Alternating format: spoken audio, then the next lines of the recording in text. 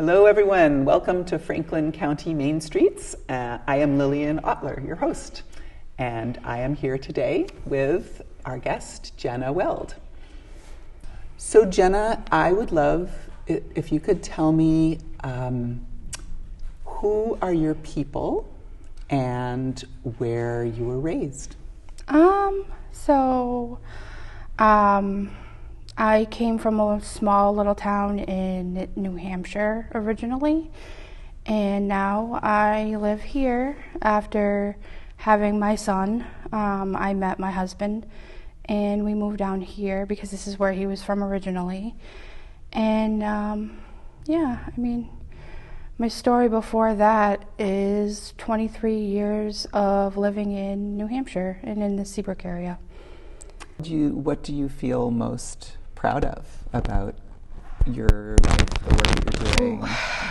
So, I'm proud that I was from 3 years ago, literally in my basement apartment with my 8-year-old and my newborn.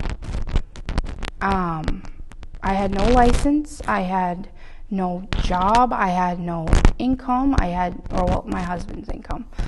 But I just felt like there was no purpose to myself. Like when you're a parent, and that's your purpose for them. Mm-hmm. Because everything is about growing them and supporting them. But if you as a person have came out of kind of like a shell and you don't have yourself, you haven't created yourself, you kind of don't have, say when he moves out and she moves out, what am I going to do after that? Mm-hmm. So I'm kind of proud that I created my people, but I also created myself. Mm-hmm. I did, and I grew and became who I am, and I didn't have people so much building that and giving it to me. I kind of earned it. Yeah. And I kind of did it myself, not discrediting the people that did support me. Because I've had people support me. My husband, amazing support. Like my family, they have supported me. But at the end of the day, the person that was growing was me. Mm-hmm. And I was the one watering the seed. And I was the one putting the sunshine on it. My husband was the one amplifying the sunshine. You have to do that. Come on, you can't just give up. And my grandmother too, she was very much so supportive of my schooling journey. And she passed away she passed in June and I graduated in May. I think we had our graduation ceremony in May. So she was able to see that? Yeah, she kind of saw the videos and stuff because she's back there. Yeah. And but at the end of the day, I feel very proud of myself. Just plain cliche, I feel proud of myself because I've gotten out of a place where a lot of people have not had the sunshine and have just decided to live under the dirt and not grow. I would just love to hear about your journey. Do you want to talk a little bit about that early part of your life? Family was a little bit off kilter. It was really my dad's side, and oddly enough, my dad wasn't a part of the family. So it was my mom and my dad's side. And I was very much so raised away from my other side of the family. They kind of did their own thing. So I didn't have my dad's family. No, I didn't have my mother's family, but I had my dad's family and I had my mom. And I didn't have my dad's and I didn't have my mother's family. So it was very small, kind of close, and it still is to this day. And it felt nice to have everybody together, but it also kind of felt tiring because I've always been like that mother, the mothering figure, and I was always a mothering figure for them too. All of my cousins tell me that I raised them, which I love personally, but I never really did the child thing. So I went from that to not having a job because I was busy with my family, and then the anxiety of it, and then years went by. I had kind of drifted and saw what the world was like, which I will never regret. And it's a beautiful part of my life, and I'm really grateful that I did it, because I got to see a lot of people and I got to know a lot of things and walks of life, different areas around here, in the north, very north of New Hampshire, and down here in the Boston area and here. It kind of just gave me an opportunity to find who I was. So when I found who I was 23 years old, living in Littleton, New Hampshire, and I had gotten pregnant. And it was very scary, because my husband now wasn't really, I wouldn't say old enough, but he was in college. And we were friends, and we decided that, life together was better, and it still is. We've been together for almost 12 years now, and he's the love of my life, and we have 2 beautiful kids. But getting to where I am now, it took an awful lot of lessons, a lot of questions, and a lot of them not answered, and hurdles. And I feel, in a lot of ways, a lot of people kind of give up with hurdles, but they've just been something that I've always been accustomed to with my upbringing, the way that it was. So I moved here, and my son, it was 2021, and I had decided that I needed my GED. I needed to move on with my life, so I did, and I went and I got my GED. And I found out I was pregnant during my GED school. But I still went, and I still got my GED, and then I met the Peer Ambassador Program. You grew up in this extended family in New Hampshire, and then you made your way to this area. I did. To Turner's Falls or Greenfield. So originally, for the first 2 years, we lived in Greenfield, not far from right where we are right now. I know you're involved in so many different community programs, and tell us how that happened. So it's really funny, because I've only been active now for this, in August it'll be my 3rd year, but it went so fast. It did. It was almost like it blew up.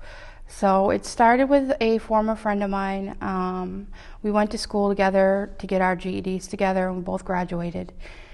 She introduced me to Kydra and the Peer Ambassador Program, and then I kind of just went with it, because I feel like, I tell people this all the time, that there are plants that take a long time to grow, and when you don't and I will say, in a lot of ways, like with my past, as like the extended family and all of that was great, there was a lot of trauma, and there was a lot of things that happened that we just don't have time to talk about.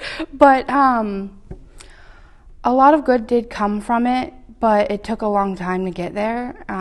So I was kind of the dormant seed, and when I finally found the sunlight and found the water and found all of that, and here we are.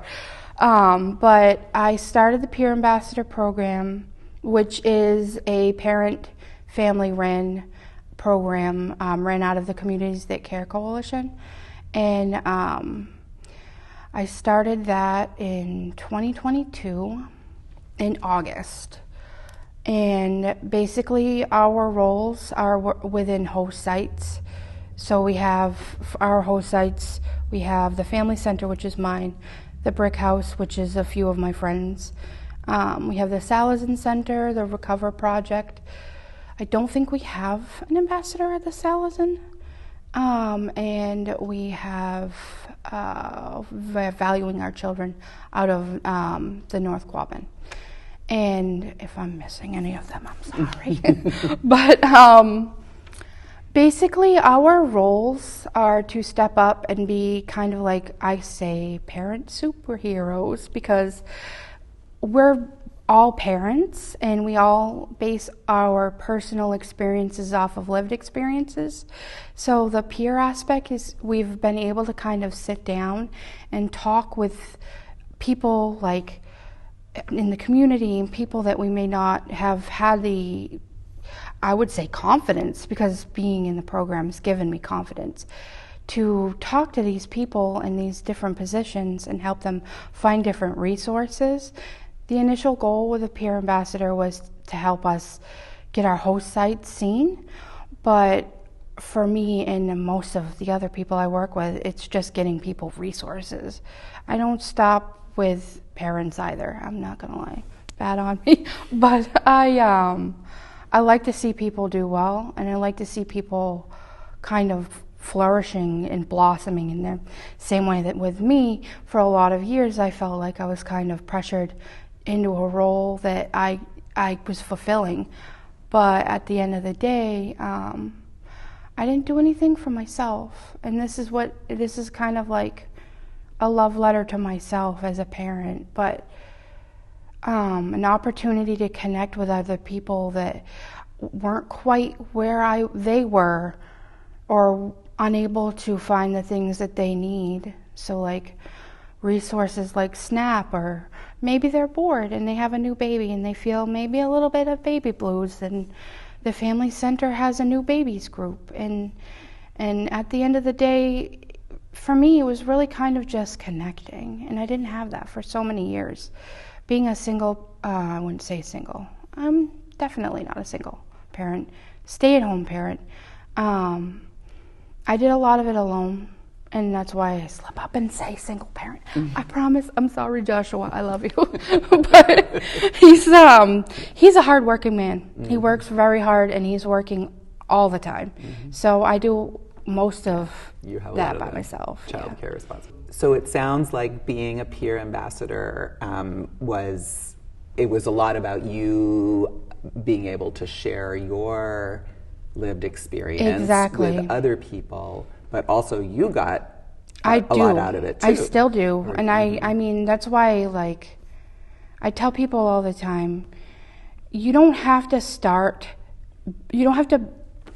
off a baby and then be a teenager and then go and be an adult and go to college and have all of this experience there and, you know, pull in all the things that you're supposed to do, get married, have kids. Things sometimes go backwards. Sometimes they go sideways. And when you wake up in the morning and you can look in the mirror and say, you know what, I got pregnant, then I got married, then I had my second kid, then I got my high school diploma at 30-something.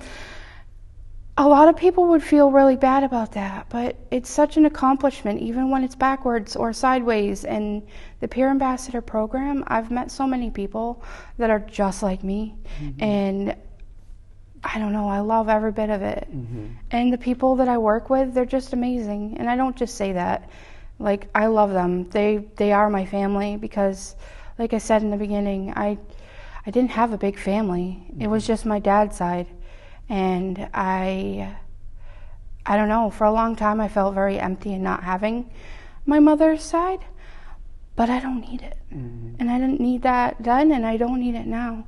And I have these people of many different backgrounds, many different races, so much diversity, which I love that the most, because I come from a little white town and we didn't have many differences or people of different backgrounds, and I felt numb.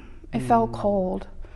And being like where I am now and getting to know people and their cultures is just so overwhelmingly good. And I love every second of it. And it's opened so many different doors for me, because now I co-chair the Parent-Family Engagement Workgroup with Stacy. I also am the CCC's chair with Brickhouse. The acronyms, I'm telling you, in this community, they're everywhere. There's so many of them. But for me, it's opened so many different opportunities. And I've gotten to meet so many people that have done so many different things, and they inspire me. And then they're inspiring me, and I'm inspiring my children, and I get to see these things grow. And I've had opportunities to start different programs.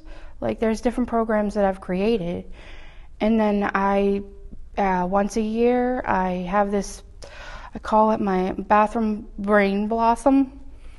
Okay, I want to hear about that. So it started with 2 years ago. We were like, so Family Day is it's kind of an initiative that was started, and it became like a national holiday. The goal is to get people with their family to kind of sit together and at least eat one meal a day to help kind of push back the age of first use with substance abuse and substance use disorder.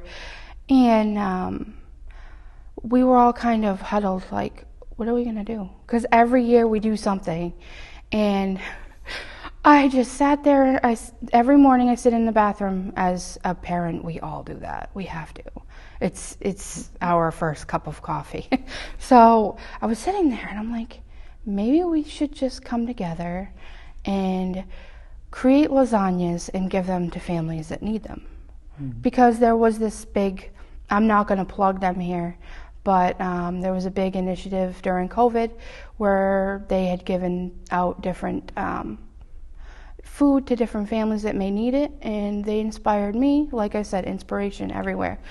And the first year we gave 8 lasagnas to 8 different families. And then the second year, I had another bathroom blossom, and we gave 25 chicken meals to families in our community. And this year, I still haven't had a full blossom, but we're working on it. I've got until September. It'll happen. It does every year.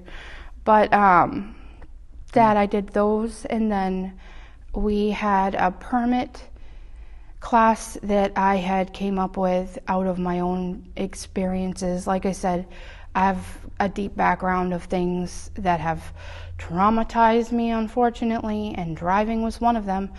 So I don't have my license right now, but I will say that I've taken the class that I created, and it's incredible. And it was ran through the Family Center, and I'm so proud of the people that facilitated it. They did exactly what I had hoped. That's to help people get their driver's permits. Mm-hmm. Mm-hmm. And what I kind of like initially pitched to CHIP. So CHIP's another FRCOG kind of program, and I had talked to Phoebe, and I was like, I think that this might be really good for us if we take my lived experience and glean from it, mm-hmm. and help other people.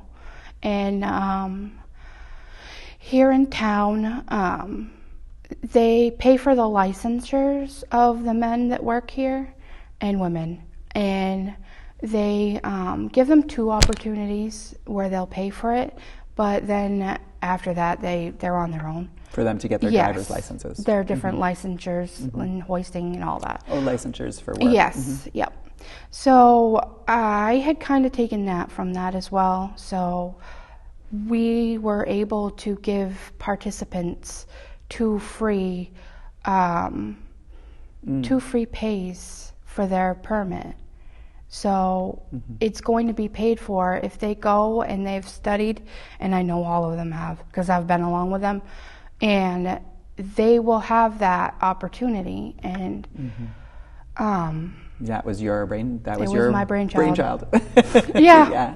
Yeah, because you saw a need. I did. And you said, here's how we can help people get their learner's permits and their driver's licenses. Absolutely. And how will that be helpful to people? It's going to open a lot of opportunities for people to get their license, because Duke kind of stepped up and was like, we will also help with, I think it's 8 to 10, I'm pretty sure it's 8 hours of driving. Mm-hmm. So now they will also have that as an opportunity. Mm-hmm. And when that all kind of worked out, it was a baby last year, and I pulled my little crew together, and I love all of them. They help me so much. And how will it improve people's lives to have their driver's licenses? It'll open doors to jobs. and getting their children to school, save money on different transportations. Like, I know right now our buses are paid for, but we don't know what the future is going to hold. So that'll be an opportunity for that. They'll be able to go out and feel more, empowered to do more within themselves and with their community as well. It sounds like you've found, I asked you at the beginning about your people, and it sounds like, you've kind of found your people here, at least some of your people. Is that how you think about it? In a lot of ways, my family I wouldn't say that we've split, but we're definitely not as verbal as we used to be before my grand passed. But when I moved here, I felt very empty and not having people at all. But when I met everybody in the programs that I'm in now, I feel like I have a village. They are my people. Every day I try to talk with them and keep them close to me, and they are my people. So you don't have to have family be your people. They don't have to be blood. You can make your own family. And I mean, I have my best friend at home, all the way back at home, her family, all of them kind of adopted me because I, for a long time, felt very alone. And they were like, no, you're not. You're not alone, you're ours. And that's like the major regret I have when moving here, is not having them, but they back me up 100% all the time. And I've created that here too.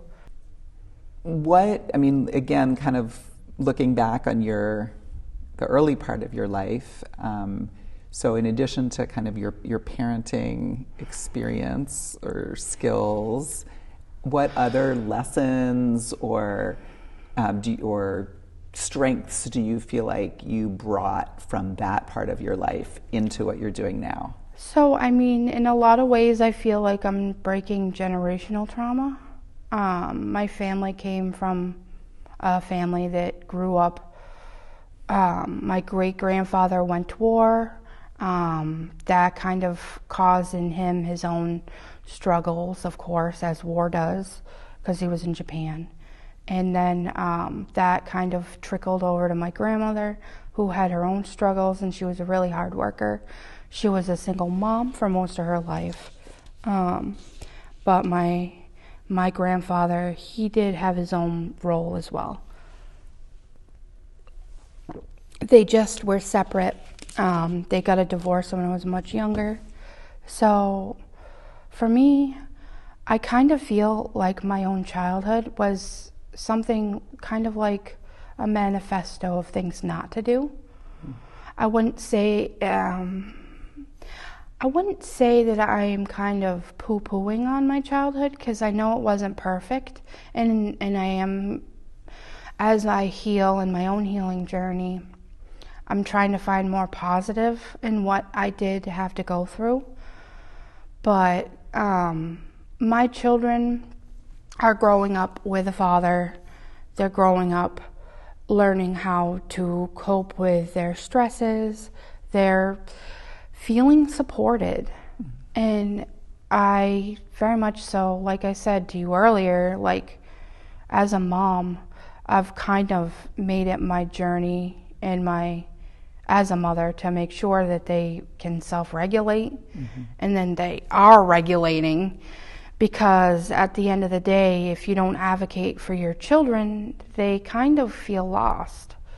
And in a lot of ways, when I was younger, my mom did advocate for me in the school system, but I wouldn't say that it reached out enough for me to feel supported all the time, which was really hard for me, but I've forgiveness.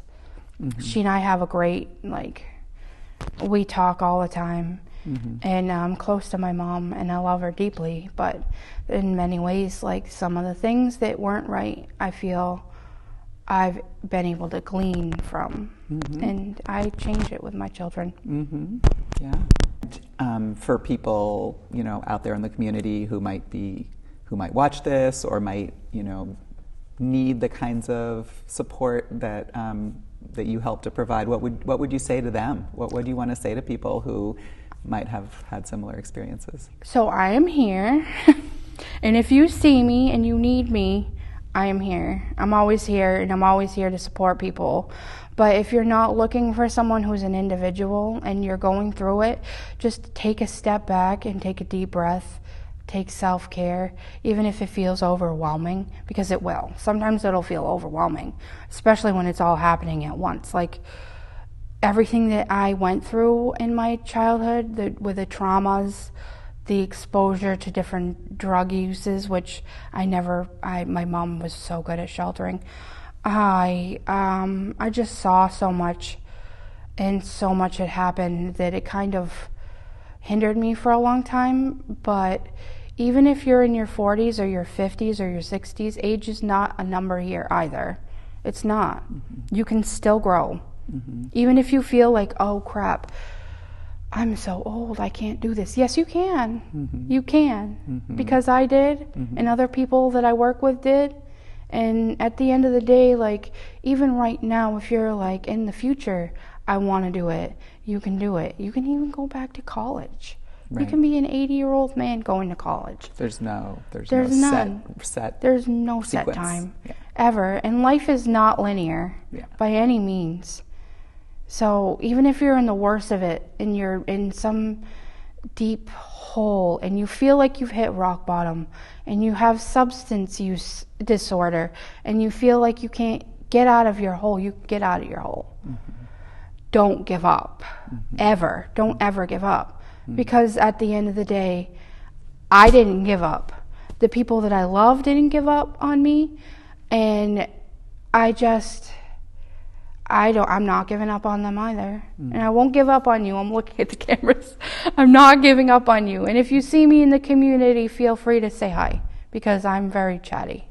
As a mom, like I said, as someone who lived in their little basement apartment until 3 years ago and talked nothing but toddler talk, I am for sure okay with having a conversation. Mm-hmm. And I have a shoulder, and you can lean on it.